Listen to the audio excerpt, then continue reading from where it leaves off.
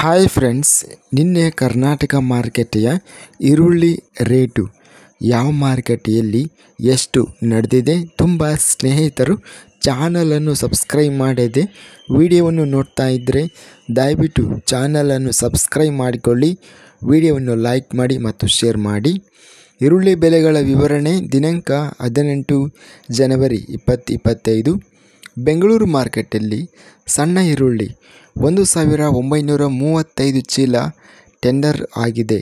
ಕ್ವಿಂಟಲಿಗೆ ಕಡಿಮೆ ಬೆಲೆ 1500, ಹೆಚ್ಚಿನ ಬೆಲೆ 2000, ಮಧ್ಯಸ್ಥ ಬೆಲೆ 1700. ಬೆಂಗಳೂರು ಮಾರುಕಟ್ಟೆಯಲ್ಲಿ ಸ್ಥಳೀಯ ಈರುಳ್ಳಿ 968 ಚೀಲ ಟೆಂಡರ್ ಆಗಿದೆ. ಕ್ವಿಂಟಲಿಗೆ ಕಡಿಮೆ ಬೆಲೆ 2000, ಹೆಚ್ಚಿನ ಬೆಲೆ 2500, ಮಧ್ಯಸ್ಥ ಬೆಲೆ 2200. ಹುಬ್ಬಳ್ಳಿ ಮಾರ್ಕೆಟಲ್ಲಿ ಸ್ಥಳೀಯ ಈರುಳ್ಳಿ ಕ್ವಿಂಟಲಿಗೆ ಕಡಿಮೆ ಬೆಲೆ 500, ಹೆಚ್ಚಿನ ಬೆಲೆ 1600, ಮಧ್ಯಸ್ಥ ಬೆಲೆ 850.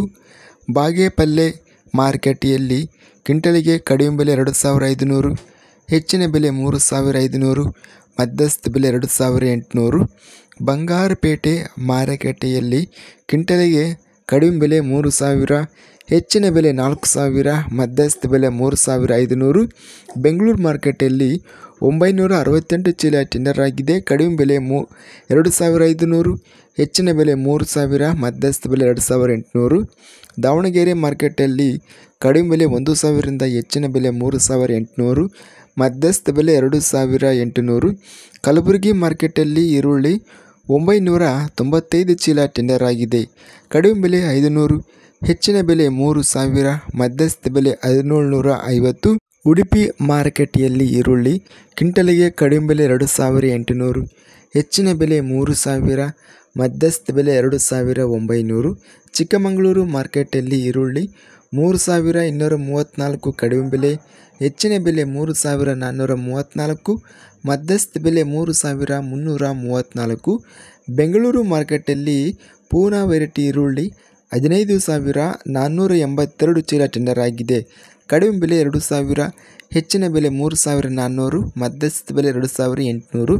ಹುಬ್ಬಳ್ಳಿ ಮಾರ್ಕೆಟಲ್ಲಿ 1595 ಚೀಲ ಟೆಂಡರ್ ಆಗಿದೆ. ಕಡಿಮೆ ಬೆಲೆ 500ರಿಂದ ಹೆಚ್ಚಿನ ಬೆಲೆ 3500, ಮಧ್ಯಸ್ಥ ಬೆಲೆ 2100. ಬೆಳಗಾವಿ ಮಾರ್ಕೆಟಲ್ಲಿ ಪುಸ ಕೆಂಪು ಈರುಳ್ಳಿ 3916 ಚೀಲ ಟೆಂಡರ್ ಆಗಿದೆ.